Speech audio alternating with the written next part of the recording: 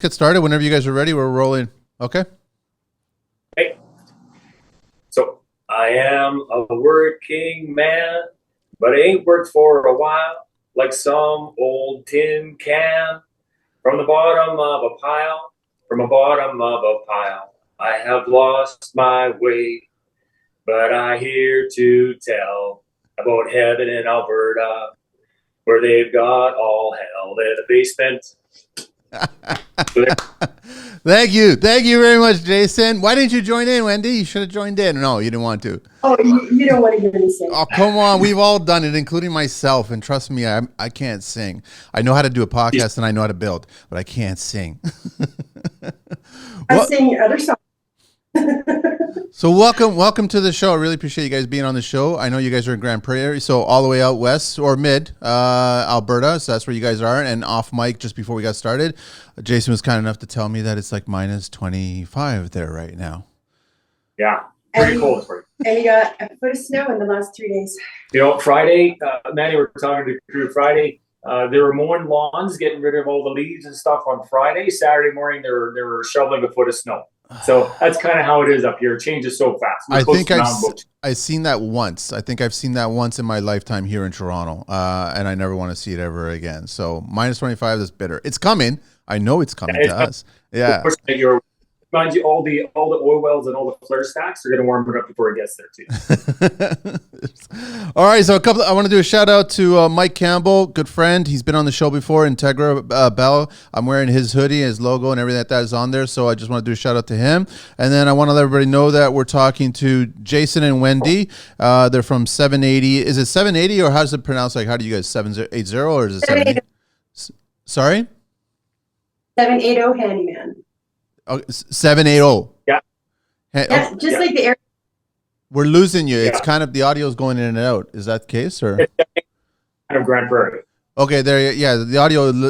Okay, so 780 Handyman in Grand Prairie, and then you guys are the franchise partners and the owner and manager, 35 years, and the website is www.780handyman.com, and the email is gp@780handyman.com, and on Instagram it's 780 Handyman Grand Prairie. That's how you guys. But there's another one in Alberta. There's one in Edmonton as well, right? There's nothing in Edmonton. No, they're looking for a franchise partner. We only started, we launched January 1st of this year as a franchise partner. I've been in construction for a long, long time. Yeah. Born and raised, third generation carpenter. Same with Wendy. Wendy's had her dad had a big construction company here in Grand Prairie for years and years. Yeah. I was raised a construction brat. Well, there's nothing wrong with that. There's everything right with it. Kept me out of trouble. You betcha. Kept me out of trouble. That's all it is, right? So on today's show, we're going to talk a lot about what you guys do with 780 and how you guys got into that and how that market is out west. And then we'll just go rambling from there. So do you want to just start the show and just get us your introduction? Sure. Kate, you want to go first? How we actually got into 780 Handyman was because of you. Well, you planted the seed. How's that? I'd like to, Kate, it's not every day that another woman blames me for something. Oh, no, thank you. I try to tone it down to about once a week only, right? So, okay, all right. What did I do this time? You brought it into our minds, or into Jay's mind, that if he ever wanted to retire, we just have to close the doors to our company that we had because he was the company. And now we have an asset that when we want to retire, we can sell. Which is very, very cool. Yeah, when you're first, because I listen to all your podcasts and stuff, and a lot of the podcasts they mentioned your retirement plan, your what are you going to do after? We have rentals and stuff, and yeah, so that's kind of what we did. Sorry, I didn't mean to take the spotlight. No, go ahead, that's okay. And we'll talk about which is very clever. And I plan on doing a lot more shows where I want to start bringing some investments and advisors and consultants and talking about all that stuff, because as you probably heard on the show several times, I've already admitted over and over that this industry is a perishable career. We only have so many years of it that we can do it. I mean, we can do it for as long as we want, but I mean, we want to be happy and we want to enjoy our later years as well too. So if we can build something that could be handed off to somebody else, all the best. That's what we wanted to achieve, right? So it's good that you guys are doing that. Yeah, and that's why we started. For example, my dad, he was 68. I think he was 68 years old, retired. On a pension, worked construction all of his life. Yeah. He worked hard. in construction. He was commercial and commercial concrete. So anyway, he was when he retired. They don't give very much a pension, apparently. After years and years, so they had nothing. Yeah. So, and Calgary, the expenses go up and everything, and he didn't know really what to do. And we had rentals, we had other properties, so we brought him up so he can work on the rental properties, doing lawns and maintenance, and it was perfect for a part-time job. And this is when we had our old company, we did insurance restoration for 15 years straight. So he said, Jason, it was the best job I've ever had, being a handyman. And then things slowed down. And we can talk about that after, but and that's, we launched 780 Handyman. We joined up with the Handyman group, and here we are. So how many how many are there? I guess they're all over North America, right? I think, they just launched about, I think they started about 5 or 6 years ago. There's 30 around, I think there's 30 in Canada. And then they're opening up in Florida. They're looking at, it's expanding. It's exploding all over the place because nobody wants a little job, small job to repairs. I get those emails all the time. I get all kinds of emails. I got one yesterday where someone was asking me, anybody who can come in and just hook up a hood for a stove? It's just for a condo and nobody wants to do it. I'm like, every construction person I know doesn't want to touch it. Unless you're a family or a friend that's helped you move the body, you ain't touching it. Like, it's just, that's how it works in construction. So it's hard to find those people. It is very hard. It is. Yeah. It's hard to find a respectable company, somebody that you want to put in your home. Somebody that's going to be dependable. There's definitely a niche in the market everywhere for that. Okay, so I want to backtrack, guys, a tiny bit. So you guys both come from construction, and it's only been a few years that you jumped onto Handyman here. But before that, what were you guys doing in construction? All of it. Well, how we started. Well, I grew up. My dad, he was like I say, a construction worker, part time. I'd always help on weekends and night doing construction. It was I was still in junior high. Yeah. He was. I seen what he went through in construction, doing commercial concrete. He would come home, his knuckles were all bloody. Back then it was hard. It was hard work. Yeah. I really wanted to be in construction. It was a bad taste in my mouth. You get home just deadbeat tired. So I kind of, right out of high school, I went into marine mechanics, something totally, something less seasonal, I guess, in Alberta. Yeah. Apparently not the way. I didn't like it. I've always had a construction background, so I went back into construction.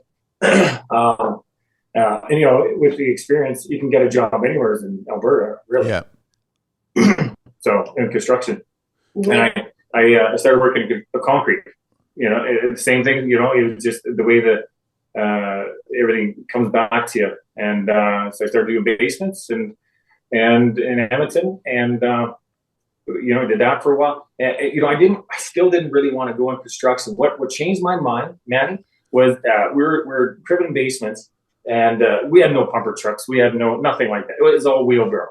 The concrete trucks were, back tires were hanging off the edge. It was residential, off the banks. You would never get away with that today. But I seen a framer one time. We were doing basements. There's framers there. He came down in the middle of summer, and this guy, he had the wooden handles, and they're hitting against the pullers and stuff, and you got that sound, the clunking sound. Yeah. And I thought, coolest looking guys, like somebody out of Star Wars, right? And I wanted to be just like that. And I've been doing it ever since. Nice. Yeah, I was. And then Wendy, what's your side of it? I know it's in the family, and you pretty much touched upon everything. My dad, he came up from Vancouver. They went to Edson first, and they came here. He did painting, and then he did Wapiti construction. And I was the youngest of 5, and I was the hellion. And he wanted to keep me out of trouble. So every summer, I got put to work, like either digging fence post holes. Sometimes the fence didn't even ever go up. But he just, And then when I got older, I worked in the bars, following live music around for a while.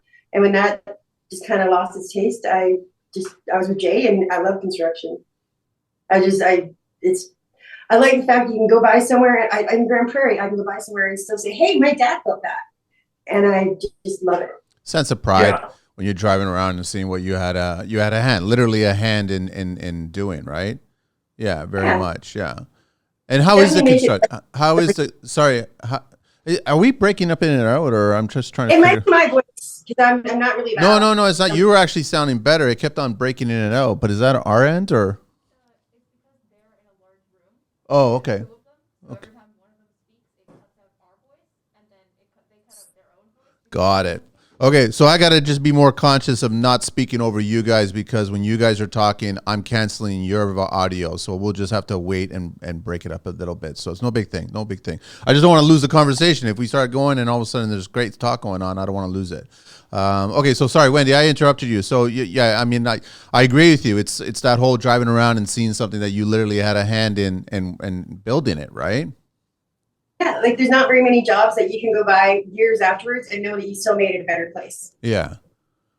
And then how long? Yeah. So tell me again. So you guys pulled the trigger on leaving the business and leaving that side of the industry and getting into handyman side. That was how long ago now? Well, we started. We had I was working construction. This was back in 2002. We're working for a company. Can I do a big shout out? Of course. You can do as many shout outs you guys want. Sure. I was working for an amazing company here in Grand Prairie, K-Shawn Sons. Okay. Amazing people.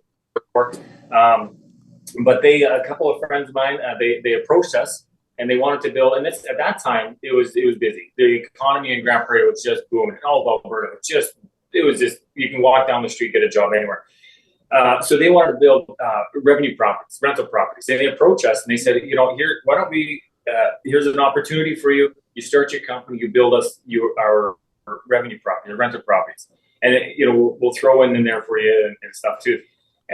So that's what we did. We pulled the plug. It took a little while for us to make that decision, but we started a company in 2002, building rental properties and fixing little things here and there. Handyman, I guess, and then I think it was 2005. We got all their properties that they wanted done, and like I say, it was still busy. And then another friend of ours approached us doing wire shelving in these spec homes. And I said, my wife, she'd be perfect for that. So she started doing wire shelving. And man, the Grand Prairie is a small demographic. It's only 68,000 people. But the amount of work that was here, at that time, I think it was probably 40,000. The amount of work that was here, and they were building houses, it was just crazy. It was just, they couldn't find anybody. So we were going down to Edmonton and buying like $5,000 worth of shelving every month and bringing it back just so she can install it, just on wire shelving. So that was part of their thing. That's how we got into builders. And I had 5 housing companies that I did all the shelving for. Wow. Yeah. Okay, so that was and then how's the economy now? Well, going back, then I started doing framing and everything else, and because we couldn't do any more framing because they had no basements. They had there was nobody doing foundations. You couldn't find anybody. They had ads all over the country trying to find people just to come up and work, and they couldn't find a crew to do basements. So they said, I remember sitting on top of a roof, sheeting roof, looking down and looking at the last basement that we had a house to frame on, right? And there's lots of work. So they approached us. They said, hey, can you do basements? I heard you do, you've done concrete work and foundations. I said, yeah, we have, but I don't have the equipment. I don't have the forms. It's a lot of money. He said, well, what about this ICF stuff that we've been hearing of? So I don't know. I'll give it a shot. So they gave me a book, ICF Foundation. They said, can you do our foundation? So man, I was literally reading the book and putting Legos together. That's the basement. ICF, I think ICF is amazing if it's done right. Yep. He practiced on doing our house. Yeah. It's a brilliant product. Which brand did you use? What were you using? That was Superform. Okay. Yeah. Yeah, and we did. So we did about 150 basements with them.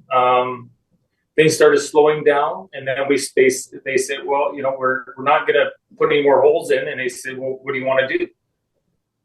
I don't know. What do you got? I said, well, do you want to put decks and fences on all those houses? Because they wouldn't sell a house until it was built.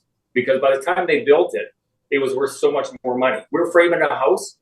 It was just a little spec home.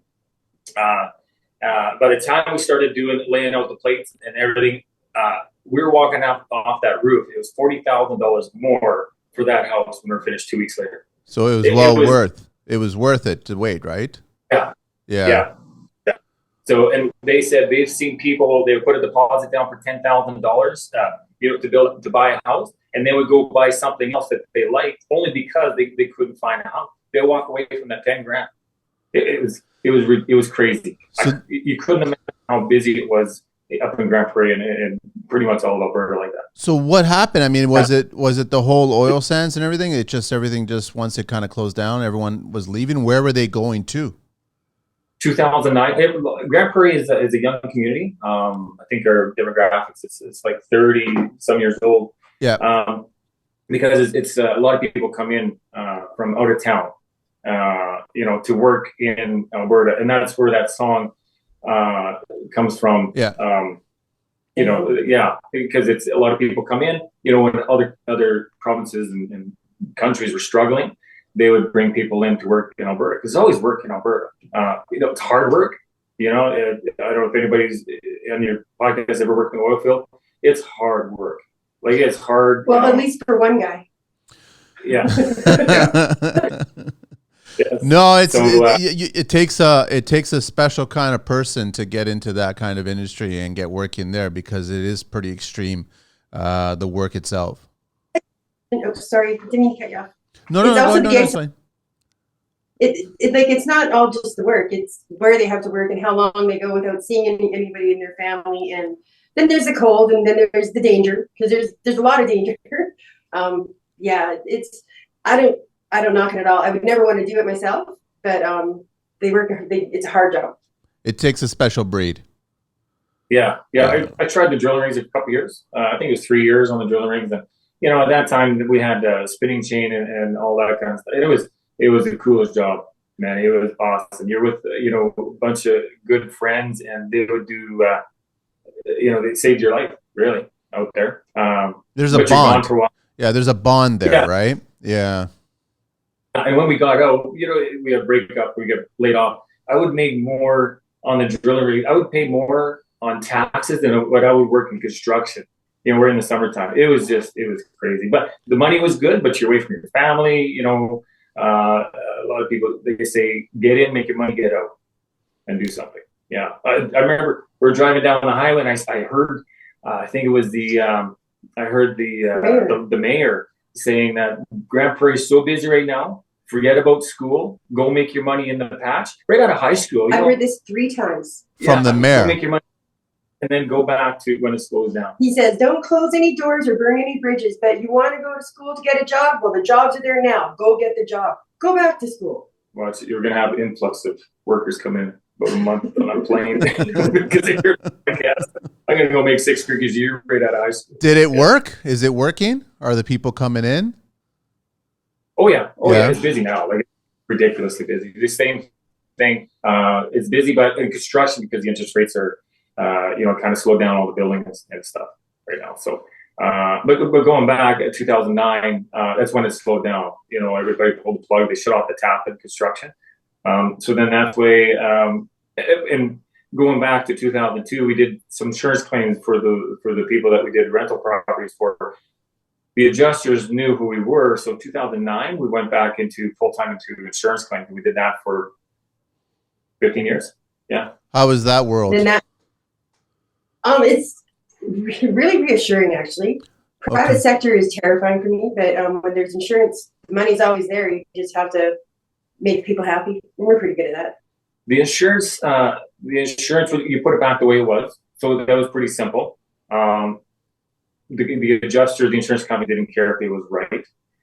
That kind of bothered me, so we would always go that extra mile, only because we were just putting it back together. So we had that little buffer, to do it right, to make the people happy. You're still working for the customer. You're still working for the people. You're still in their houses. So we had to make it look good for them.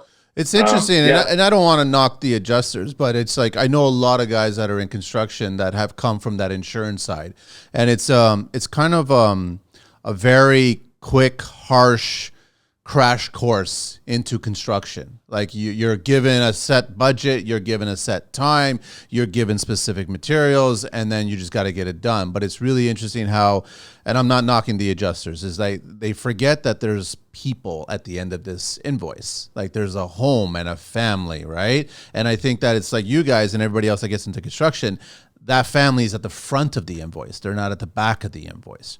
And it's just really weird. And that's why I could never be an adjuster. I never do certain jobs because of that, because I still have that family looking back at me, right?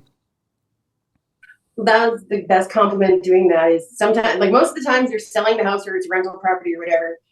But when they turn around and take it off the market because they love their house all over again for after we're done, that's the best. You know, for $1,000 deductible, whatever the deductible is, they got a brand new kitchen or brand new basement. You know, that's what we love. We never went into the private sector. We always just concentrated because we were getting paid by the insurance company. The adjusters, we just worked for the local adjuster. We didn't work for the big insurance companies and everything else. But it was awesome. Like it was a good run. Would I go back to it again? Absolutely. With the Handyman group. It was just, I loved it. Yeah. So now you guys are shifting gears now and getting into this thing. Is it much different there compared, or is it a common theme across the whole country that everybody's going through the exact same thing? Are you guys have a shortage of labor? You're getting clients that are possibly asking about lower prices. Like everything it's just consistent, right? Is that what we're talking about? Well, we made a shift during COVID, and that's kind of how we, because we were never we've never seen that side of things. We had our crew, sub-trades were a little hard to get when it was busy. Insurance company, a lot of things were subbed out. When COVID hit, a lot of insurance adjusters got laid off around in our area, the ones we worked for. So went into in-house adjusters. With the big insurance companies because everybody's working at home. So why not? They weren't allowed on the construction site, on the sites, on the claims. So they would just go by pictures. So it all went to the big companies. Yeah. So there was a major shift in what we understood. Like I remember we were sitting at the table. Like, what do we do? What are we going to do now? And then that's how we started. But the shortage of labor, really we didn't see that up until COVID. The shortage of labor, it's he's being modest. He's an excellent boss. Whenever he asks anyone to work for him, they're happy to come. Good. He's just being modest. Good. All right. I want to ask. Sorry. It is hard to compete with that oil field mentality. The wages. It's like our journeyman carpenter makes more than a guy right out of high school, or makes less than a guy right out of high school working in oil field. Like, how do you compete to that? Other than, you're home every night, you're 8 hours, you can have breakfast with your kids and supper with your. And I think there's a lot more honorable to train. So why do they still have the oil sands mentality? Are we not realizing that that's history now? Like that's part of the past, and now we need to start looking forward to the future and try to figure out what's next and what to do and how to do it? Yeah, like you mean as far as like all the electric stuff coming in? And just everything, all kinds of stuff, right? Yeah, like all kinds of stuff that is changing the landscape. I guess all the junior trades that are coming into the business, they're trying to hang on to what was, and we can't do that. We have to look at what's going to be. Yeah, and it's been like that for generations. Like as well, Danny, how old are you? Me, I'm going to be 51 soon. Yeah. Yeah, I'm 51. Yeah. Yeah, so remember when we were younger, our parents the guys that we worked for, they said the exact same thing. There's what's wrong with you kids? Like, you never do it like we used to do it. And we're saying the same thing now. So it's always a shift. There's always be that industry. There's always be work. There's always be demand. There's always, everything's changing all the time. And you got to learn to adjust to just pivot on my foot and go in a little different, same direction, but maybe a little bit instead of northeast. We were watching. Oh, sorry, we were watching a podcast, and you were asking what the people you were talking to thought the next big thing was going to be. Yes. I have my own theory on it, and I think it's going to be like transforming furniture. Like it's something that it doubles as this, it can also do this, you unfold this or that. Or like the tiny house nation or tiny house movement is one thing, but I do believe it's transforming furniture. Like the little trundle beds, ones that fold into the wall, those are going to come back in because it's convenient, it takes up less space. Things are going to be less showy and more cool. Well, no, I agree with you. We just did a show recently with a container architect engineer. He was back on the show, and he showed us a lot of projects that he's been working on and stuff that's going on, and it's expanding. Everything's growing now, and I think people are going to get smarter. They're going to get clever with the way they build things, and it's going to get all filtered down to regular construction at that point. They have to. Yeah, they have to. You know, everybody wants a bigger home. It seems like they want the bigger home. Not me, man. Like I don't. Like sometimes I walk around and I'm like, there's too much space in here. Like I would move a wall and do that, but I can't do it because then now you start changing a bunch of structural stuff. I mean, the house is from the 80s, so it was designed a certain way. But I'm a fan of like the Toronto homes. They're very Toronto homes are maybe 15, 17 feet wide. Right? Like, so you could basically get one room, staircase, and an narrow hallway. That's what you get. That's your width, right? But I mean, the homes of today, they're too big. So I think they got to start making them smaller. I just wish that they would make them smaller, but better. That's all. So if we can try to make them better.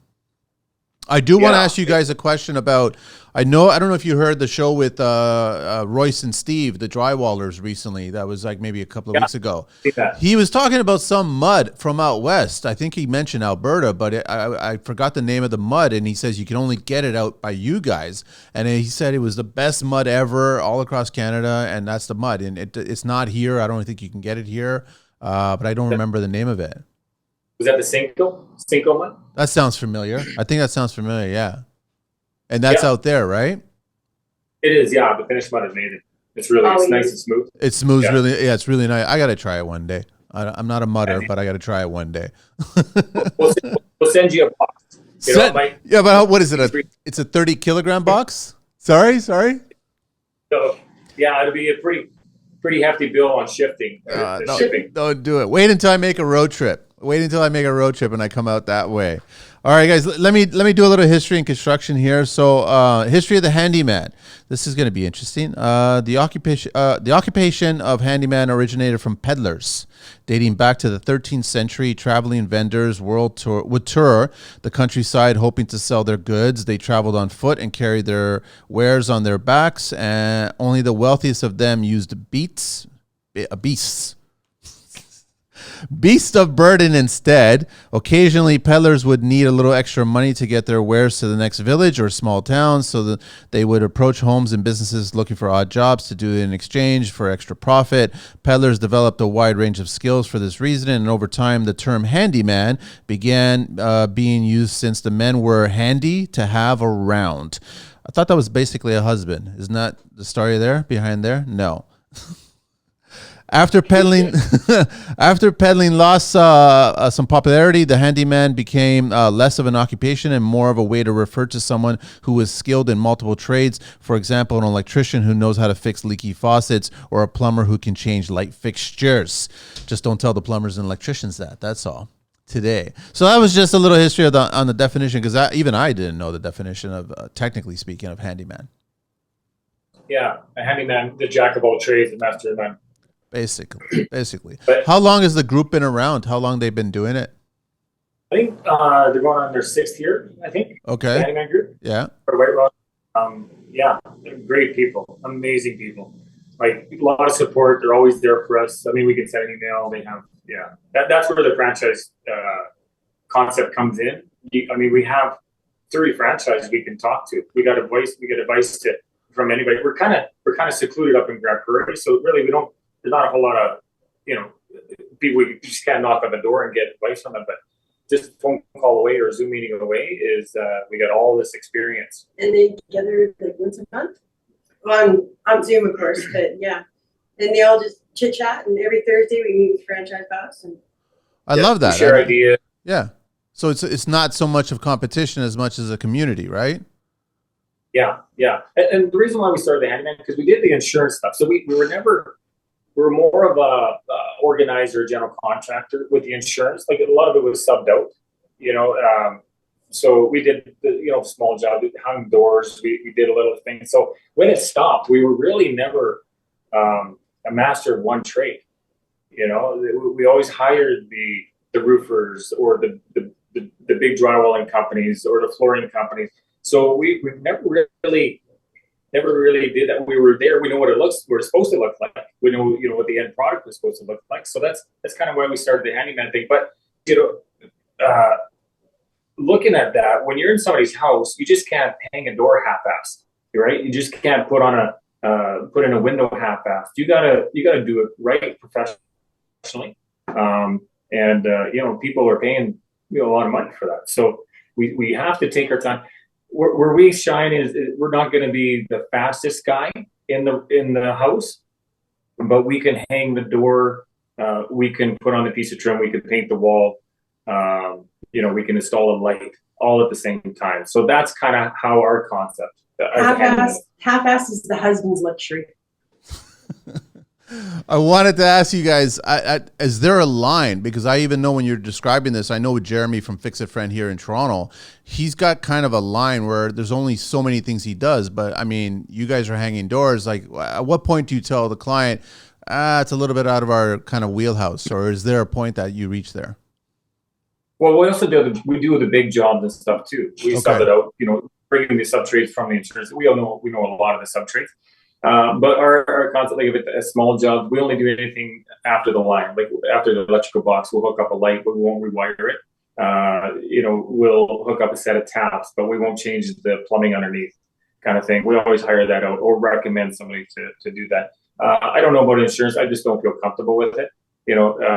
Just because doing insurance claims, we put a bad taste in our mouth. You wake up in the middle of the night and you wonder, is that a drip I hear? Or I know. We've all been there. Yeah.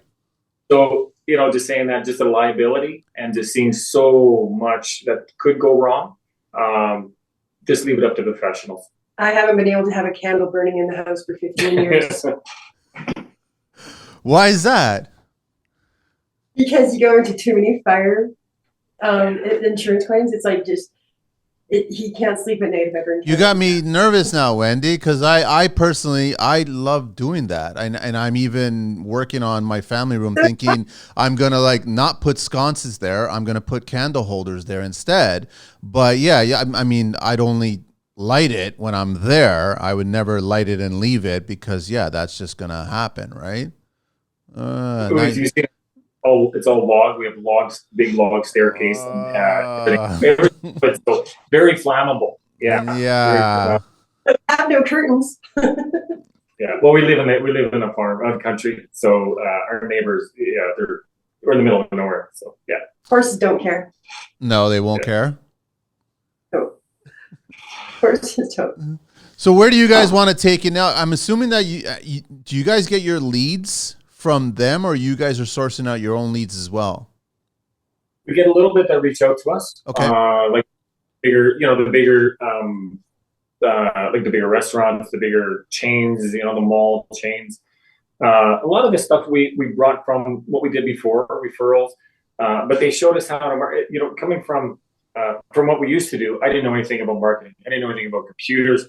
We're running around with a van without signs on it. We were told to just put a little sign on it because you're scaring the children in the school zone. So we put a little sign in from our old company, just to say, make it aware. So we didn't know anything about marketing, right? So they showed us how marketing is huge. If all you're doing is word of mouth, and then that industry's gone, you're stuck with nothing. So if you market it, even if you don't need the work, eventually it's going to run out. The mom and pop shops, that's the COVID hit them hard. And when things slow down, I don't know if you guys are in a recession yet or not, but I'm talking about it. I just even driving over here, I was getting a message from somebody, and he was just asking me, how do you feel about what's going on, or what do you think's going to happen? And I'm like, you've heard the show, man. I've said the recession word for the last year and a half. I've been saying the recession word, right? I just saying it's coming. Something's coming. I just don't know what it is exactly, how it's going to be. I just been telling people just prepare for it. And if it doesn't happen, then great, you're prepared for it. But if it does happen, then you're prepared for it, right? So it's just, I think that a lot of guys are busy. I think a lot of tradespeople are busy. I don't think they're making a lot of money. I think that's the picture that's being painted right now. And just back to your marketing point, don't be so concerned, guys, that, and I agree with you, that's 100%. Marketing is completely important in this industry. But everybody in construction has a hard time with marketing. They don't know how to position themselves. I know a lot of tradespeople talk about word of mouth, and that's how they get all their work. But technically, if you were to dissect it, that word of mouth was somehow connected to planting a seed somewhere that was attached to some sort of marketing. Whether that be a post that you guys share on social media or an expression shared on the podcast or something like that, that technically is marketing. You have your decals on your vans or your work trucks or whatever, that's marketing. A signage on the street, that's marketing. Everything, it's all connected. It gets you the word of mouth, but that's the starting point of marketing. And if you can actually just spend the time and effort like kind of working that marketing, you'll benefit greatly over the word of mouth. Oh, for sure. And then when it does slow down, like you've been doing this for a long time, you've seen the slow times, the busy times. It goes up and down. That's the way it's been like that for years and years and years. But if you have the word of mouth, you get that it's a lot easier to say no to a job that comes in, because we get calls. There's so many calls during the day. But I know that's going to slow down with the economy. But it's easier to say no to a job than it is to say no to your employees. Say, we don't have any work this week.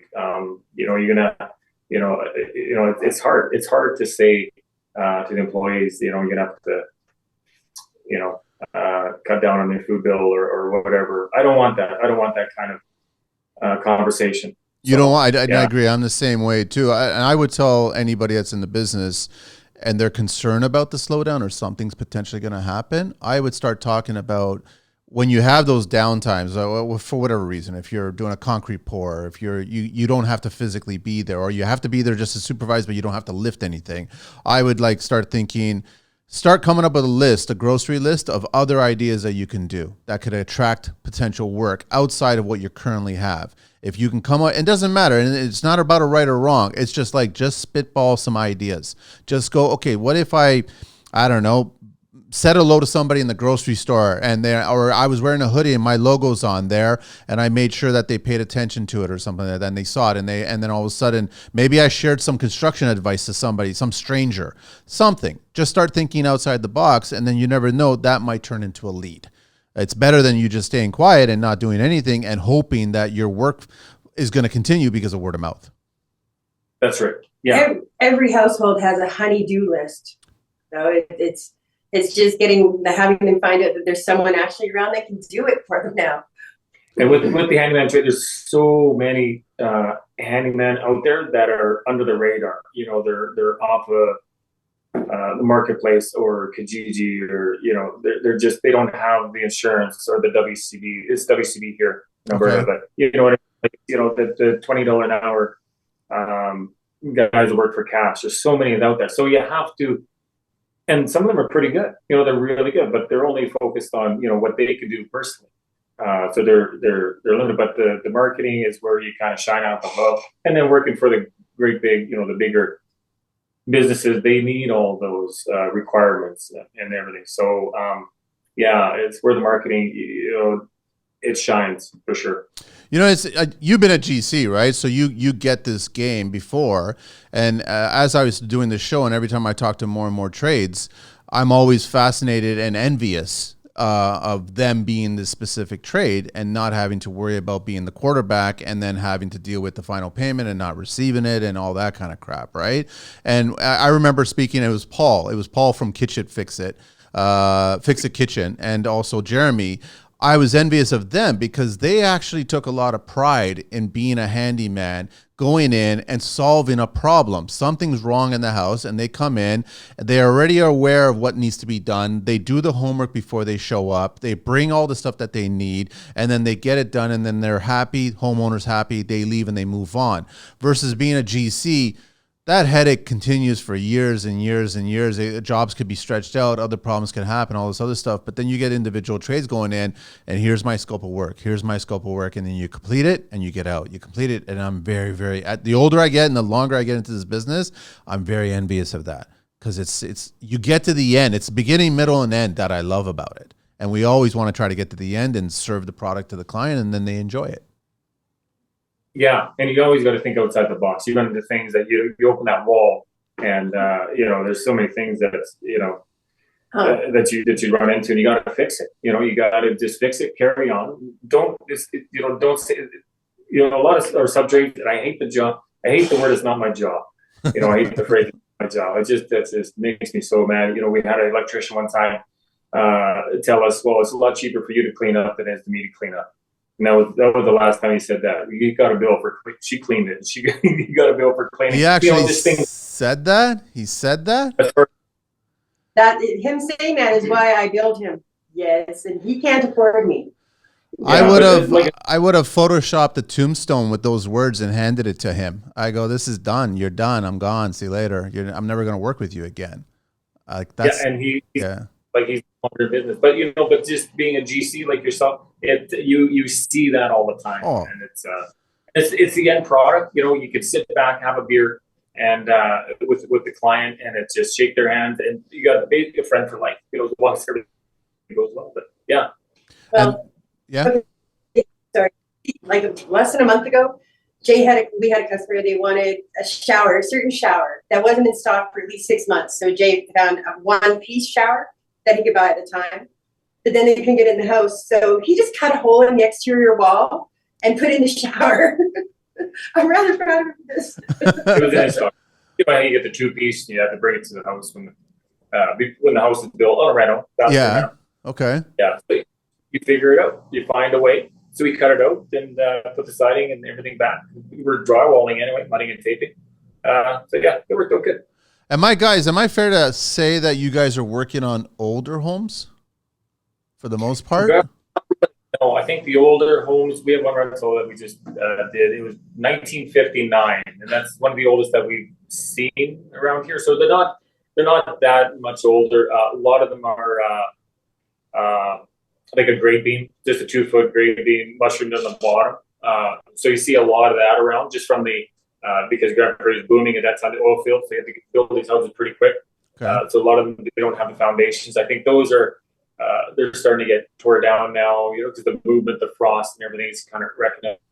But still standing, a lot of them are still standing. But there's not a whole lot of old, not like Toronto, 100 years old. Yeah. I don't see that. We have come across the houses that their insulation was newspaper. That's old enough. Yeah. That's very old. Because you couldn't get it. I'm pretty sure that whoever built the house was just some guy that needed somewhere to live. So what are some of the things, guys, that you've discovered? Because we all know that, and we tell clients over and over that we're not magicians. We can't see through the walls. And then as soon as we open up a wall, we'll discover certain things, whether that be critter or rot or what have you. You guys find anything interesting? I mean, I found bottles, Pepsi, Coke bottles, whatever, from the 40s and 50s. I found newspaper. I found all kinds of things during construction. So we found love notes. You found what? Yeah. Sorry? What was that? Love notes. Really? Just people writing on the wall, inside the walls. Newspapers, lots of newspapers. That's how we find out how old the house is. For her growing up in Grand Prairie, she's born and raised here, so she can see that from the 1959, I think it was the oldest one that we did. Her my brother's birth announcement. Yeah, all those things just from these newspapers that we find inside the wall. But as far just doing restoration, we have a lot of mobiles up here. There's a belly. I took out half a cat once. Just bring out insulation. Here's half a cat. Half a cat, bottom or top, or doesn't matter. Just half a cat. But there's things like that. A lot of mice, a lot of ants, a lot of beehives, a lot of beehives. Up in the attic. Oh, I don't know. If you ever find anything with a screw-on cap, don't unscrew it. Just dispose of it. Yeah. we've never really seen. Oh, we actually. Why is that? Hang on. Why is that? Why? What? You don't know what's inside. You don't want to know what's in it. You just really don't. And you don't want to know what's inside. You don't need to discover it. It's just resist the temptation to unscrew that cap. Exactly. I want to quickly just go back, Wendy. Did you remember what the love letter said? Did you keep the love letter, or did you hand it off to homeowner? It was something. It was Marianne. I was thinking of you, Marianne. I can't wait to see you. It was really sweet. I have a picture of it. Anyway, do you really? It was a love letter to his girlfriend. Obviously, he was the guy that came up here for work. It was a love letter to his girlfriend, back home or something. Madison, I think, was her name. Had a heart and an arrow through it. So yeah, it was pretty sweet. We took a picture. We cut it out and we saved it. We tried to find the people, but we can't find. Was there a date? Was there a date on it or anything? No. Well, the date was because the house, that was the one where we found the newspapers. So it was 1959. Is where just before Christmas. So yeah, I imagine he's up here for Christmas, working on the house through Christmas. Back then it was hard. It was tough. You didn't have the cell phone. No running water. Yeah. So it was pretty special to find stuff like that. But saying that, we are doing some work over just the handyman stuff at like a homeless shelter. Oh, okay. Yeah. What we find behind those walls. Lots. Yeah. Lots of things. Yeah. Yeah, but it's pretty neat. The history, when you open up the wall of history, and how they built things. Yeah, you guys are being a part of history now, because now you've got your hands on it, and now you guys are fixing it, and then it's going to be a while before somebody else comes along and have to fix it and take care of it, or probably that section of it, but other parts of the home you might have to fix and go from there. Yeah. And if we do renovations, sometimes we'll leave our cards in, so the next trade or the next renovation, they'll see that, and hopefully, maybe we'll be around before we go and do this for another 15, 20 years. But it'd be nice to have, just to, be part of that, and they can see, well, that guy did that, and we probably have cell phones still. So give us a call. So now it's just the two of you guys working on the projects, and then you don't have any employees. It's just all subs if things get too big. No, he's kind of late. We have employees. Okay. Yeah. No, we have 2 full-time handyman, 2 part-time, myself, and then my daughter, she's upstairs. She didn't want to come on the show. She's a little nervous. Okay. But she's the brain, the heartbeat of the company. She does all the scheduling. She gets all the calls. She gets everything ready. She's, I wish she could be on her. She has so many things to tell. But if you call our office, she's the one on the phone. Yeah. If you catch Jay, he'll tell him your sob story, no matter what, no matter how many hours he's worked already. He'll go do it because he hears your sob story. Shelby's like, nope, schedule it. Go online, schedule an appointment. She is brass balls, I'm telling you. Yeah, I'm not allowed to do anything with the schedule anymore. She does it all. So you're just told to schedule, and you're told to scope, and then you go to it and you take care of it, and that's it. She hears the story, or she tells you the story? She doesn't tell you the story. Oh, she cares about their story, but she's just got a heart of stone. I don't know how she does it. No, like she knows what's coming up. Like right now, we're booked a month in advance with everybody. So if something comes in, if an older lady, like somebody retired, you always want to help them out. We could do it after hours or something. It's just, this is the way we are. But it's she understands that it's, her dad's getting tired. I'm 51 this year, and I can't work the 16, 18 hours anymore and stuff. So, let me correct you 1 second there. I just want to let the kids know, when you say 16, 18 hours, you're talking about one day. Yeah. Oh, yeah. Because anybody who's listening here that's younger, they're thinking a week. No, it's one day. That's how much work in one day. Yeah, but like even from when you commute to work in Toronto, like how far of a commute to work? Like, don't. That's a sore spot. That's like traffic in Toronto is insane and stupid. And even driving over here, I was just telling Angelina, I was like, someone's got to solve this problem. And I don't know how you solve it, but someone has to solve it. It's brutal. It's really, really bad. we had a lot of friends, like everybody coming, from different parts of the country. In Toronto, it's a 2-hour commute there and back. And it's 2 hours. That's 4 hours of your day work related. I get DMs, I get calls, I get texts. It's going to take me an hour and a half and this is local. This is a job that's in Toronto and you live in Toronto and you're spending that much time.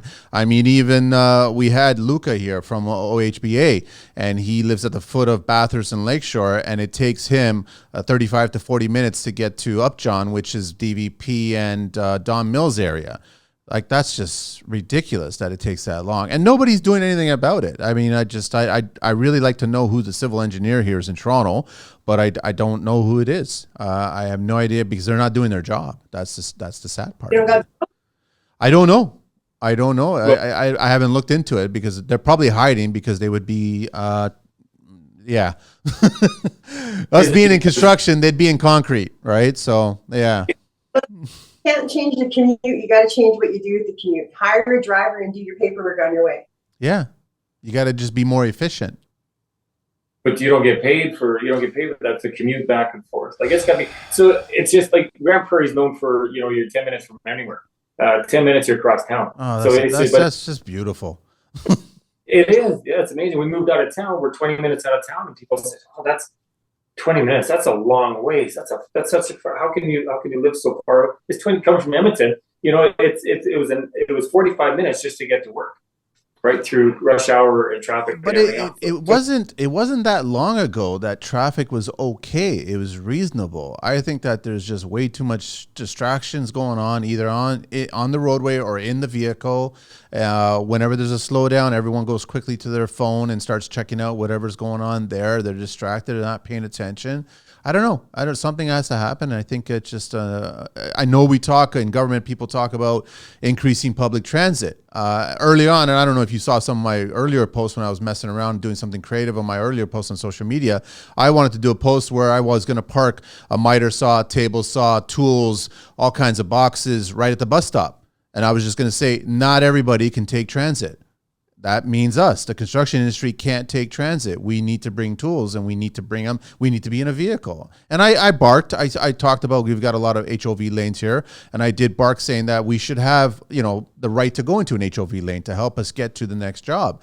But, then all of a sudden, where does it stop, Manny? Then that means doctors should be allowed and lawyers should be allowed, and everybody. No, I'm sorry, they don't. They don't need to be, right? I think contractors that are maintaining the city and working, and like you're making it more difficult to bring vehicles and bring material and get to those services. You're building all these structures, but you're not thinking about how to maintain those structures later on, where it's like you guys come in, right? That's like, it has to be maintained. I don't know anything that's built that doesn't have to be maintained. Everything has to be maintained.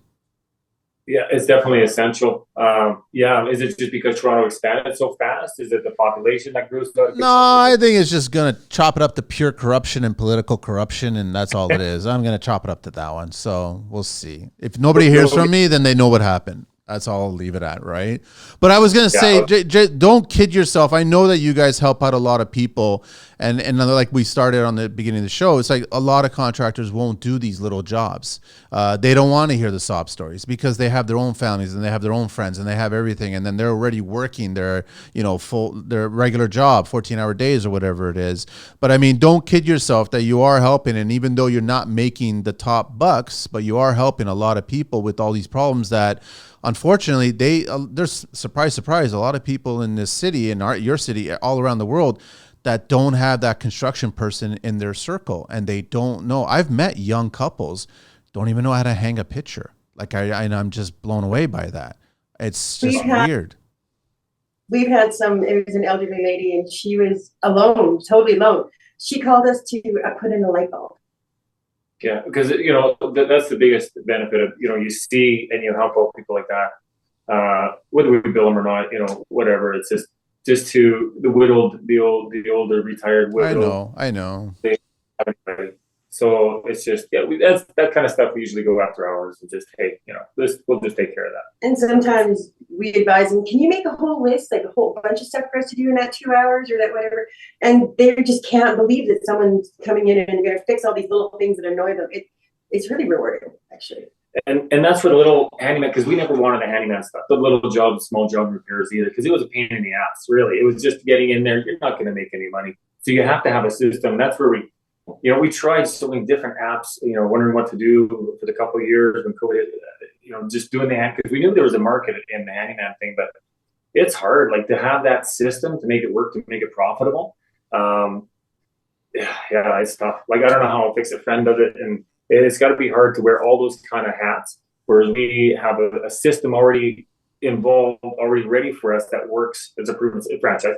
And so that's really the only way we could make it profitable. It's funny you say that it's your daughter that basically is helping with that whole scheduling thing and organizing thing, because that's exactly what Jeremy said. He said the same thing. He's got a person that helps him with that whole thing. He streamlined it with a website, form that you fill out. So then they already get an idea of what they have to do. She filters it, organizes it, puts it on the schedule, and gets it going. And that helps him a lot. Same way that I'm sure that your daughter is helping you guys a lot to get all that work ready to go. Oh yeah, for sure. But saying that, I mean, there's an expense to that too. Like, yes. She doesn't do it for free. Of course not. I mean, everybody else. So you got to have a system, less hands-on in the front end. Taking the calls, and that's a full-time job. Scheduling, invoicing, estimating. It's tough. So you have to have that system, that front end stuff, somebody there to do it, because you just can't do it all by yourself. You'd be working. I mean, there's only 24 hours in a day. You gotta sleep for a few of them. And in respect to that, the franchise also has like the once a week Zoom meeting with Shelby to help her get trained up, and she was green when she came on, and she knows quite a bit now. She's got support from everybody. Like, she can reach out to anybody, depending on the time zone. You don't want to call them at 5 in the morning. But she's got a lot of people that she has help with. Yeah. That's for the franchise. But I mean, saying that, it's just that, my hat's off to the mom and pop shops, the guys that do it all. Like, we've been there. We've been there. We were the bookkeeper. We were and it's hard, man. Like, it's hard. Their work is one thing, and then there's the paperwork that you do after the 12 or 14-hour days, and it's tough. I don't want to do it. First bookkeeper we had, Jay walked in with a shopping bag stuffed full of credit receipts and said, "Here." Yeah. We've all done that. Yeah. Yeah. He called us back in 3 days. I couldn't believe it. I was like, "Are you done?" "Oh yeah." "How?" It's amazing. But Manny, it's nice to see the younger guys start the way we did. Like the way you did when you first started. It's really nice to see them grow, right? To turn into a big company, because the drawbacks, and the heartaches they've had to go through to get that, because everybody has to go through it.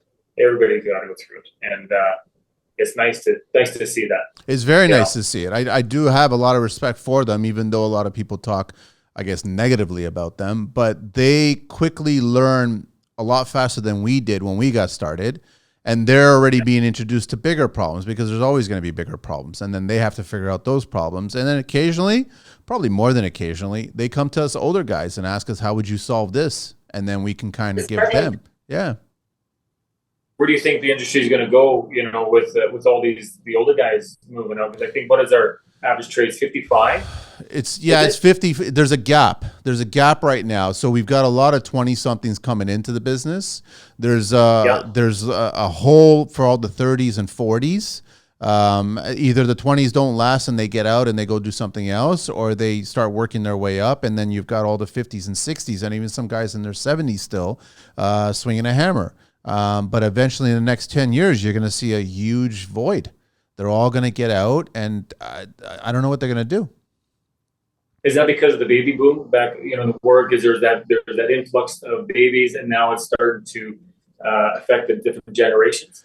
It's a bunch of things. I mean, we've said it, and like, these kids of today don't see the value in being in construction. And I mean monetary wise, right? Like, we got into it because of the passion. We have a personal satisfaction when we build something, and there is, like, until you do it, you don't know it, right? And like, I'm not a golfer. I've never hit a hole in one. I probably never will, because I can't stand that game. But everyone that does play that game and they have a passion for it, as soon as they get that hole in one, they're hooked for the rest of their lives. And I get it. I understand it. I've got other things it's the same thing. Once you have your body, your mind, your soul's all attached to that passion, passion, you get that fulfillment. You built your first house, you achieved this, and you have this perfect client, and you get all that satisfaction. You stay in it, you love it. But I think that a lot of the younger kids don't even get to that point where they can achieve that goal, and then they get out of it. Okay, so they want that instant satisfaction, the gratification, that quick speed. Back. Speed is something. Yeah, speed is something for sure. They don't like doing the physical labor. They like making their money sitting down at a computer or. I don't know, because we've had younger guys too. As long as they pull up their pants, they work hard, right? A few of them for sure they don't. Maybe they don't appreciate what they have, but yeah, some of them work hard. I thought we were in trouble, but a lot of those kids are. They work hard, but a lot of those kids that work hard, they seem to be from a different family, where they had to struggle and they had to go there. They didn't have a spoon in their mouth. Well, not really. We actually had a guy work for us in Concord. We were doing foundations of basements. He was a dental hygienist. Gord was the name. Shout out to Gord. A dental hygienist. He hated the dental industry. He just had enough. He's making a lot of money, and he just quit. And he went and helped us pour in basements. He loved it. He loved coming to work and, in the sunshine. And it's just that, yeah. So I think, it's just a different, maybe, people that are at university, they're sick and tired of it, or they got a lot of debt. They got to pay it off. They get laid off. What are they going to do? There's always construction, and it's gratifying. You get that pat on the back, and you can look and see what you did. Yeah. So there's peer pressure. There's social pressure. I guess there's family pressures. There's a bunch of things going on. I can't even imagine what it would be like to be a 20-year-old coming into construction. I mean, I was a 30-something-year-old getting into construction, and I didn't think about it my age or my inexperience. I just got in because I was passionate about it, and I started trying new things and trying new ideas. But it was more challenging too, because I was always questioning the status quo.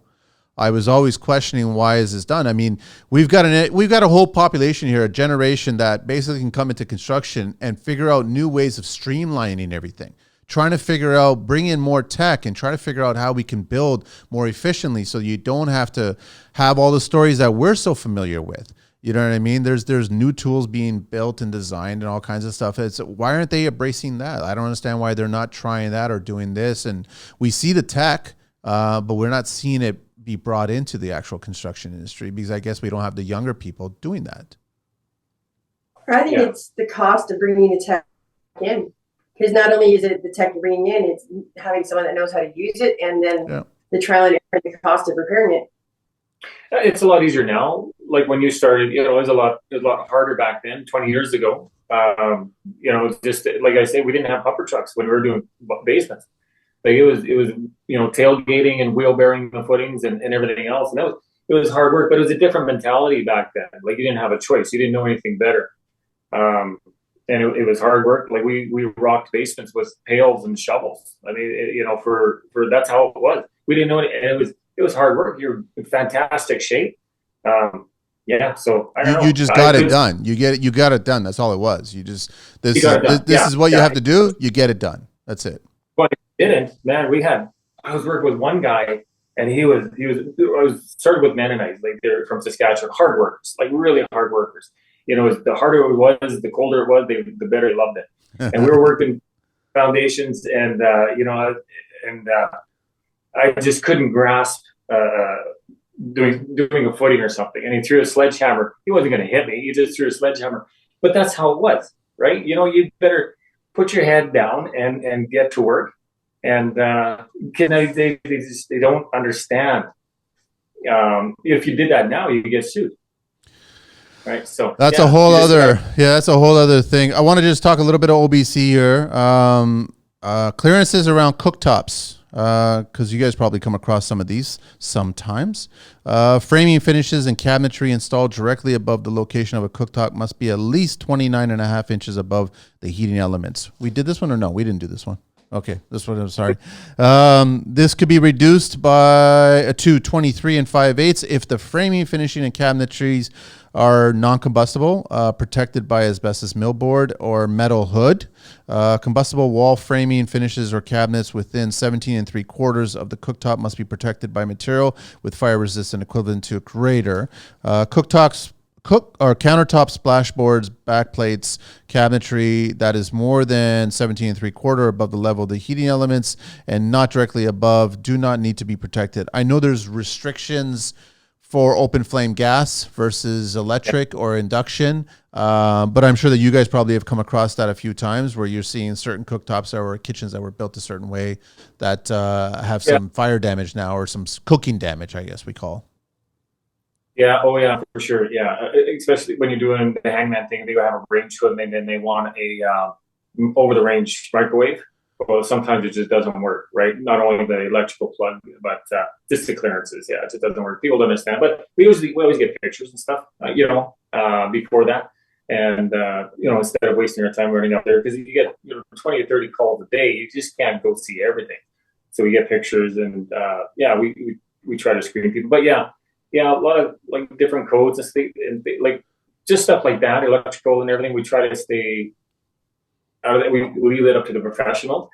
But when you're changing like the cooktops and stuff, you kind of have to know before you get there. If you do it, something happens, well, then you're liable, right? So yeah, there's a little bit of things you got to know for sure. Absolutely. Do the Handyman. I had a thought to share, because that's generally why I do the show. I just want to share my opinions about stuff, but I love listening to other people's opinions. But it came from you guys talking, and all of a sudden I had a thought that regarding marketing and word of mouth, and it wouldn't be interesting since you guys are helping out so many people, but all the tradespeople that are listening, and they've got they're contractors. It just doesn't matter what it is. If they're GC or if they're a specific trade or whatever, if they kind of papered their neighborhood and just left, like a little brochure or something like that in each of these homeowners' mailboxes, telling them that I'm an electrician or I'm a plumber, I'm mastered or what, I'm licensed, all this other stuff. But the thing is that I'm willing to offer my services to help you out for like literally put a screw bulb. So if they come across a homeowner that is the elderly or somebody needs a hand and they don't have a circle of construction friends or anything like that, you never know. You might help somebody out if you give up a few hours of your time once a week, and you never know, that connection might actually get you a job later on, but just by doing that. And if it's kind of your travel path, if you're driving around and you come across a neighborhood and you just kind of leaf it, and everyone, I'll call this guy because I do need a hand fixing this, I need a hand doing that, and then that might actually turn into an actual job for you later on down the line. Just a thought. Oh, for sure. Yeah. And that's marketing, and then that's the word of mouth. Somebody has a brochure and they were talking to their aunt who has a great uncle that needs, a light bulb change. Well, yeah, I have this brochure. Why don't you tell them to give them a call? So yeah, that's all part of marketing. Word of mouth, still word of mouth. Yeah. It's also good when he does a job. First, you've got this great van parked in someone's driveway, and then when they're all done, I go around and I put door hangers around the whole block, and so it does work. Yeah, there's a certain system. I mean, if you have a system, it's the less hours you have to put in doing that. But yeah, no, everything works. Everything marketing works because, it all boils down to, word of mouth is great, but eventually that stops.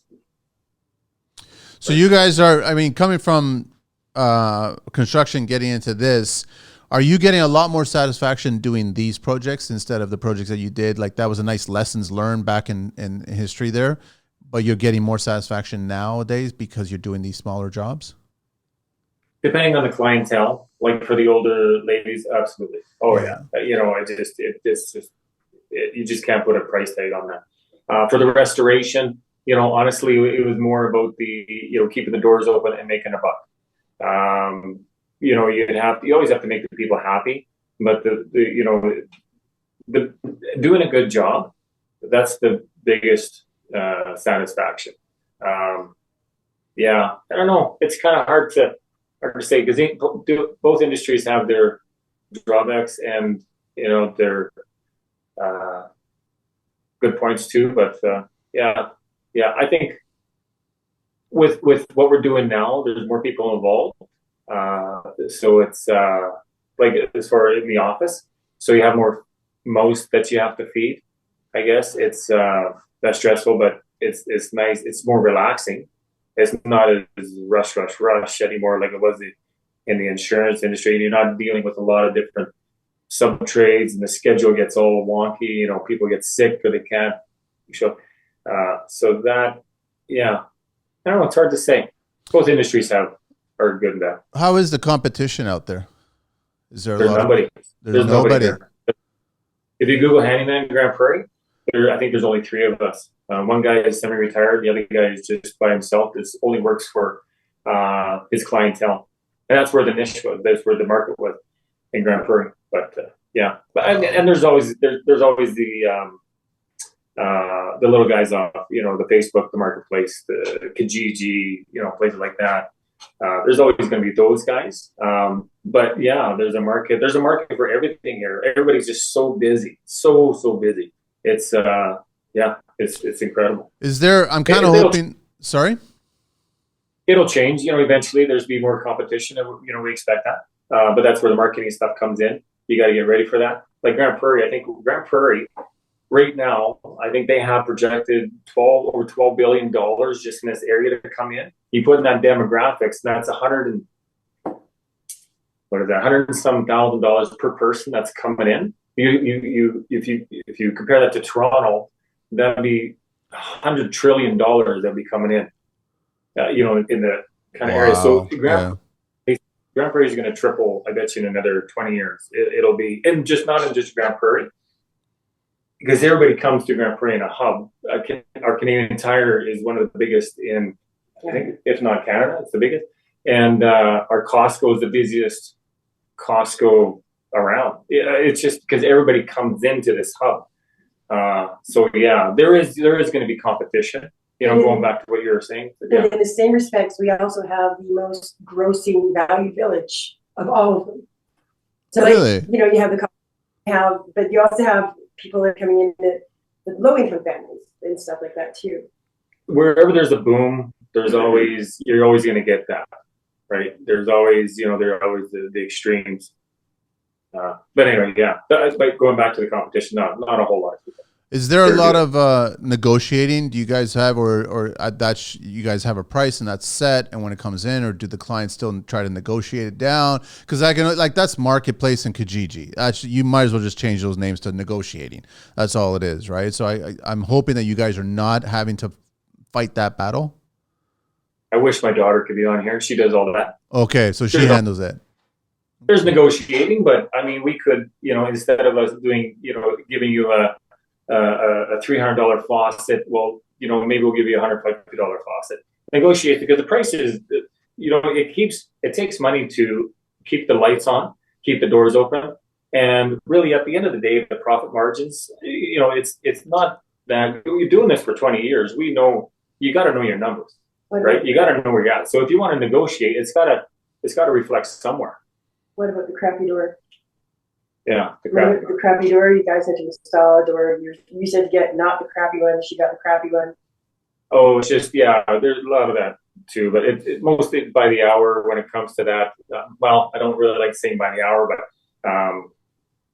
if they don't like the price, well, then there's really no place to go. I don't want to be that guy though, but really, there's no negotiation. Well, because you guys are already, you know what it costs. Like, you guys have done this before, so you're already going in, and that's the fair market value there.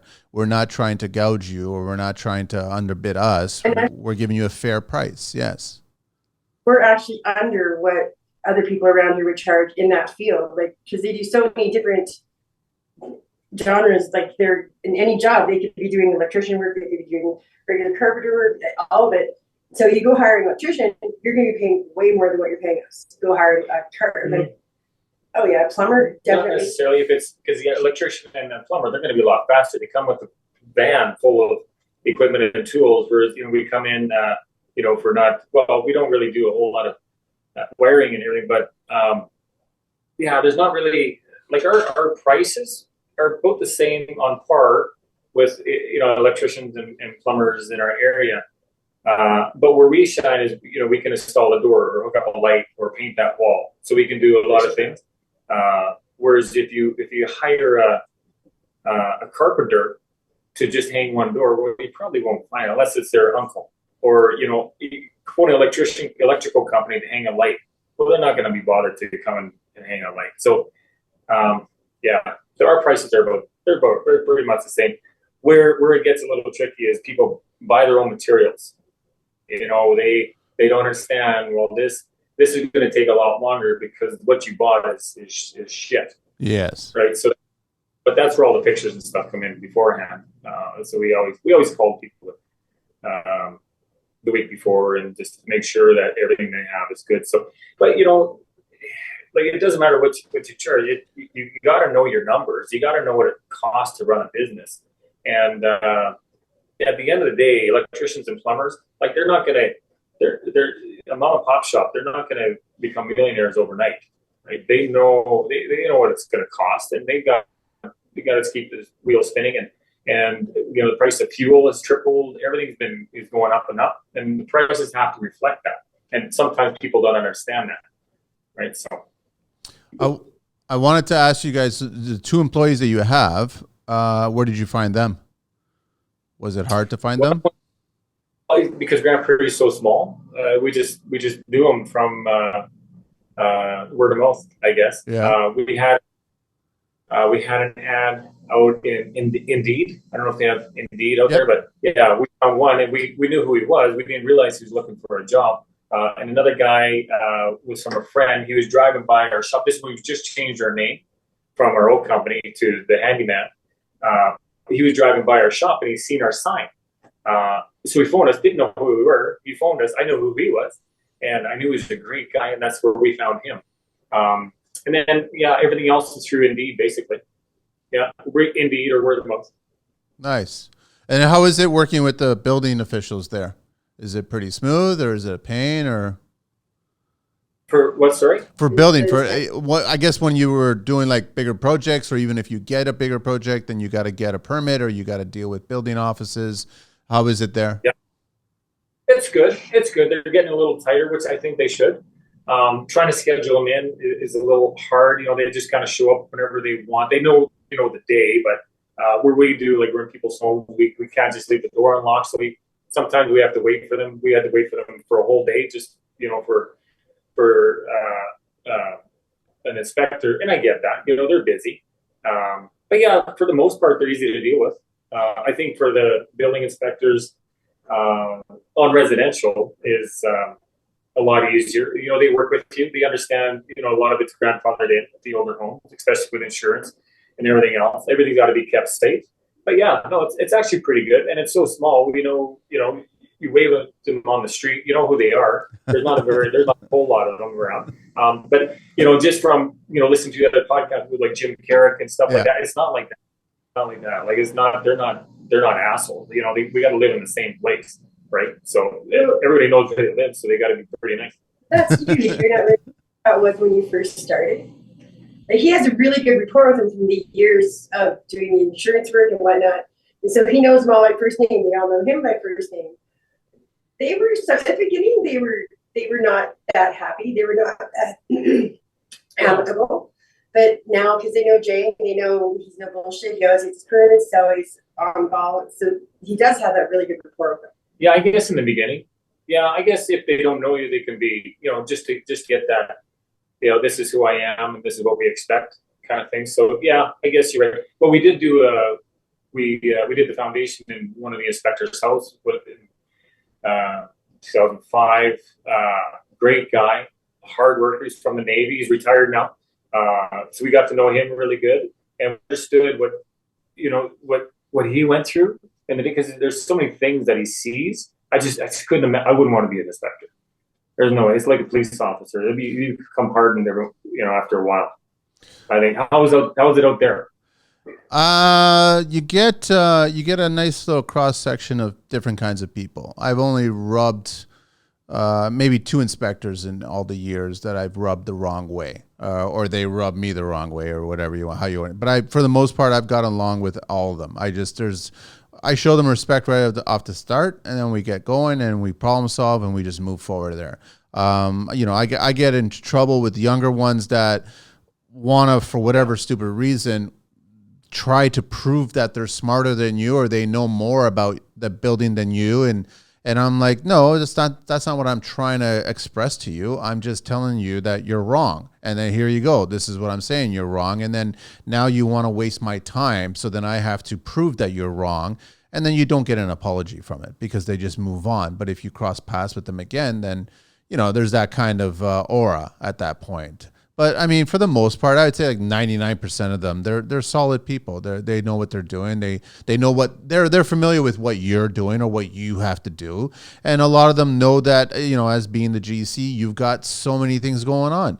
You're trying to be safe. You're trying to be smart. You're trying to be efficient. You're trying to run this. You're trying to deliver. You're trying to do all these things. And then you're trying to build within the code. You're trying to build safe. So they know that. Most of them do. But you do get the one, and it's no different than construction.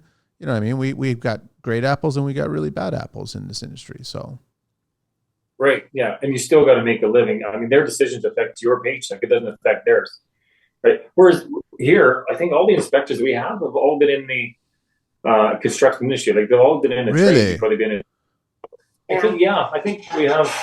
So we got one girl. Oh, the girl, she was working for a builder. So that's different. Their mindset is different. They get it. They understand what the tradespeople have to go through, and they work with them, for the most part. What happens is when we've had jobs where it took a long time, for a year, and they've had to, the codes have changed. Yeah. Right. Since then, especially, the barriers in between buildings and stuff. So that, I mean, things we have to do that, but I mean, really, we've only run into that with insurance. And insurance, they will just tack it onto the bill, and they would just say, yeah, well, that's the way it is. We'll pay for it. So we've never really experienced, I couldn't imagine being a home builder, especially during COVID, with all the prices changing all the time, fluctuating, and you're kind of setting that price when an inspector comes in saying, no, that's not right. This year you have to change that. Well, they got to eat that cost. That's got to be hard. It is. Yeah. Whereas us, inspectors are great to deal with. But yeah. Cool. Guys, let me do a little bit of Green Book talk here. It's always fun-loving Green Book talk. Injury statistics in the interior finishing industry 2015 to 2019 as reported by IHSA. Workers aged 25 to 34 are injured the most, which funny enough is the pool that we want getting into this industry, including MSDs. They aren't just experienced by older people. I know that we get the old dogs that do get into trouble sometimes because they're set in their ways and they want to do things without certain things. The most common incidences in most common incident places is Ontario. In Ontario are Toronto, Vaughan, Ottawa, Mississauga, and London, making up 40% of all reported incidents. Most injuries are sprains, strains, tears, followed by fractures and cuts and lacerations. Most injuries occur in the back, 11%, fingers, 10%, knees, 8%. Most injuries are the result of falling, 30%, and overexertion, 16%. We know it's construction. We know there's a risk. We know there's a bunch of stuff. So we were just asking everybody to be careful, take your time. No running in construction. That's what I've always said. There's no reason to be running at all, right? So that's it. I just sorry? I think that age group just gets cocky. You can say it. If I say it, I get in trouble. Yeah, a lot of times it's the younger guys, and we've all been there. When we started, we get hurt. It seems like more. Just not that long ago, Jay had a near-death experience. Some guy dropped a bundle of shingles down from the roof, like almost like inches away from his head. Just coming out of the front door, but that's just stupid, right? That's just things like that. This is common sense, and it's just How old was the guy that dropped him? He was young. Wow. 20. What would the reasoning be for dropping a bundle of shingles from a roof? There's no reason. The doorway. Trying to be faster. They had just extra shingles. I mean, the ladder was right there. I don't know. It's a little, He got let go. Yeah, rightfully so. I had to voice an opinion on that one. So as you should have, for sure. It's good that now in Toronto, is it because there's more people in Toronto? Is that why a lot of the injuries happen there, or is it? I think that there's a lot of corners. I think that I mean, like, and I'm to blame as well too. Like, hard hats are on my side all the time, and the thing is, but I don't see everybody, including myself. I'm not always wearing a hard hat, but obviously, if we see the Ministry of Labor shows up, an inspector shows up, yeah, sure, the hard hat's right there in arm's reach, and we throw it on, we put it on, and we have a conversation. For the most part, outside of the painters, because the painters are real cowboys of construction, everybody's wearing safety footwear. You know, painters, for whatever reason, love their Crocs, and they just love wearing those things. And there's no such thing as steel toe Crocs, and so it doesn't exist. But I mean, that's the extent of it. Do a lot of companies do their toolbox talk at the start of the day? No. If they are doing it, do they pay attention to it? No. Like, I mean, it's just so, like, we're not perfect, but we're also still trying to be safe as well too. I think that we just have a bigger spotlight on our projects, and plus, you're in neighborhoods. Depending on the neighborhood that you're working in, if you got an a-hole neighbor or whatever, they might speak up and make a phone call. I mean, I've been called on several times for things that I wasn't doing anything wrong, and they still have to show up because if a homeowner or somebody in the neighborhood makes that phone call or sends that email, the city has to send somebody. Somebody has to be sent there. That's just a fact. So if they're going to get sent there, they're going to have a conversation with you. So then you have a conversation with them, and that's it, and you go from there. For the most part, I mean, I've had MOL on my job sites before. I've had warnings. It's not that I was like, it was warnings because nobody had hard hats on. That was the warning, right? And I'm like, they're all right there. You know what I mean? We get it. So am I perfect? Hell no, right? But am I doing things that are completely dangerous? No. I would never allow anybody to throw a bundle of shingles off the roof. That person would go home like right away. Like, I would never accept that. So, I mean, there's being safe, and then there's being stupid. And then I think it's a level of respect.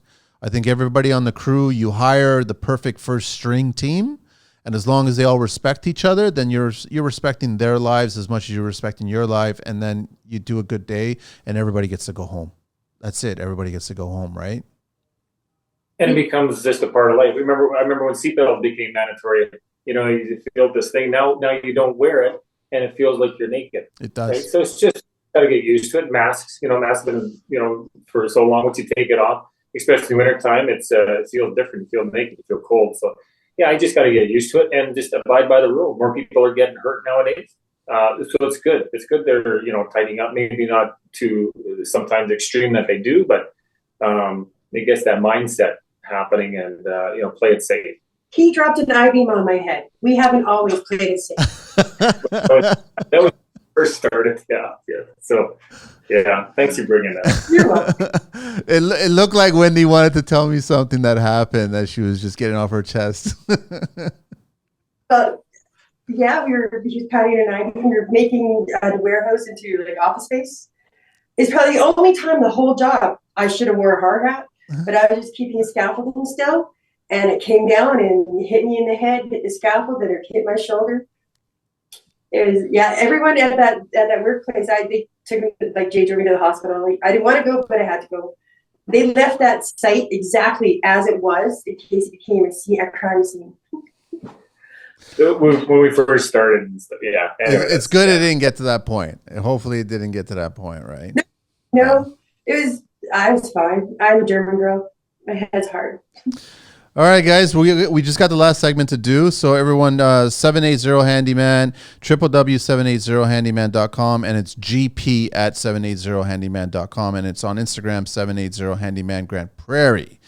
Did we cover? I think we covered a lot, man. Was there anything that we missed you guys wanted to bring up? Any other shout outs? Does your daughter want to say hello? Just kind of do a little sneak peek, or she's too busy? She's went upstairs. She's on the okay. Stuff. Yeah. All right. No, she won't. You've mentioned her so many times, right? Yeah. She's an awesome girl. Awesome girl.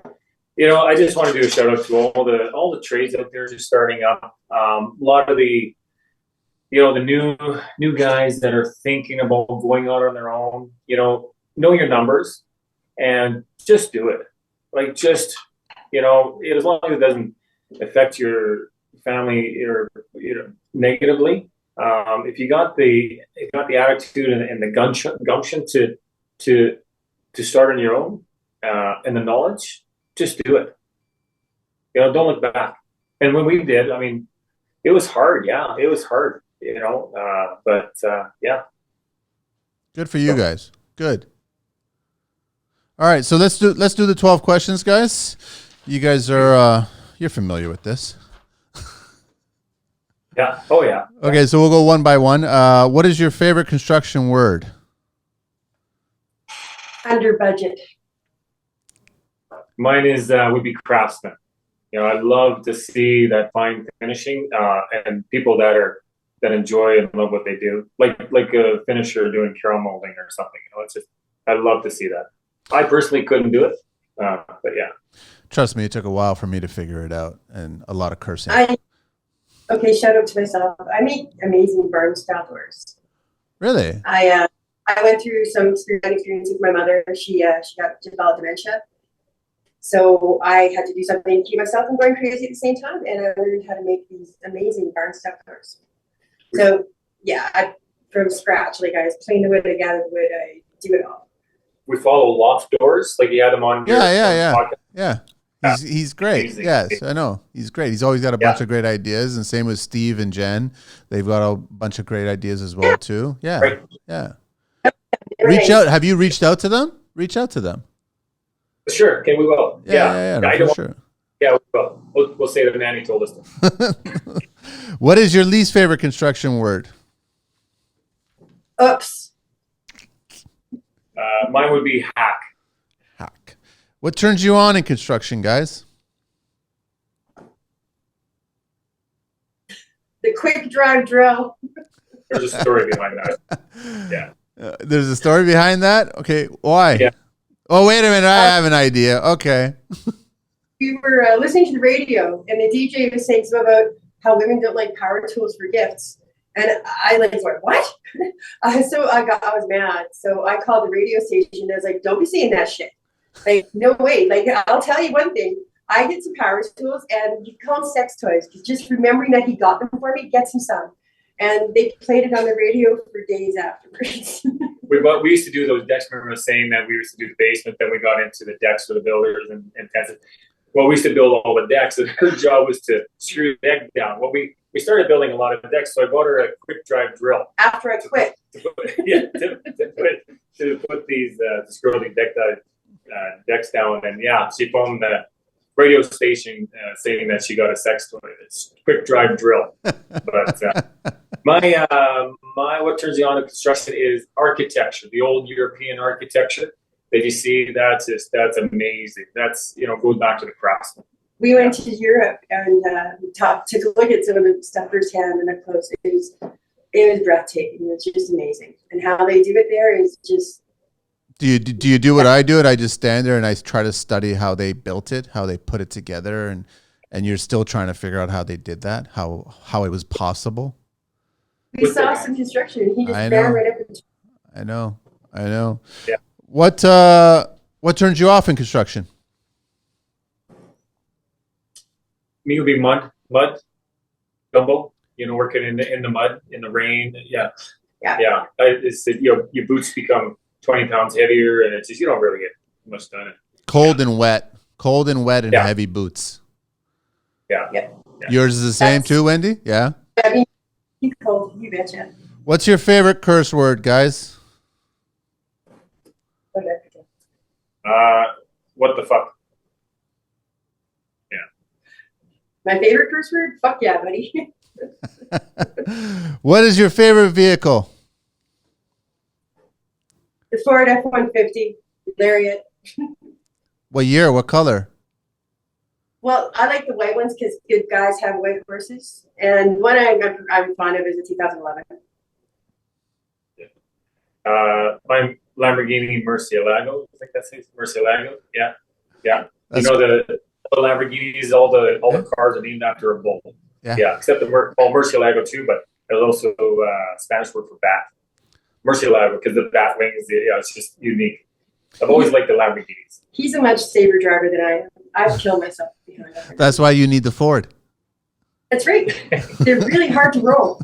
Only out in the wintertime. For a quick reason there, and I'm not implying anything, but I just pictured the driveway from War of the Roses and her pickup truck driving over his Morgan when they were getting into a fight. I don't know if you guys remember that, because you've got a Lamborghini and she's got a pickup truck. So You could easily drive right over that Lambo, right? Yeah. What is your least favorite vehicle? Nissan Cube. Yeah, that one's been shared quite a bit. Yeah, I don't understand. I mean, sure, it's for that specific person. Up here, it's all trucks. It's all mostly trucks. Everybody drives a truck because of the weather and you're in the oil field. Yeah, Nissan Cube. No. I don't really have one because any vehicle you own is actually freedom. So whatever vehicle, as long as it runs, it's a good one. Good. What construction sound or noise do you guys love? Love. I love the old school noise of the hammer hitting a nail. Tum, tum, tum, tum, tum. Yeah. I just bought one of those Milwaukee framing nailers. Yep. That's the coolest sound ever. Does it? I haven't heard it yet. I don't even know what it sounds like. What does it sound like? It sounds like the old Star Wars. It's got a little. Yeah, like a laser shooting. It's like a piston laser or something. Okay, that's a battery one. That's a battery one. That's a battery one. Yeah. It sounds awesome. What construction sound or noise do you guys hate? Router hitting a screw. Yeah, it's ear piercing.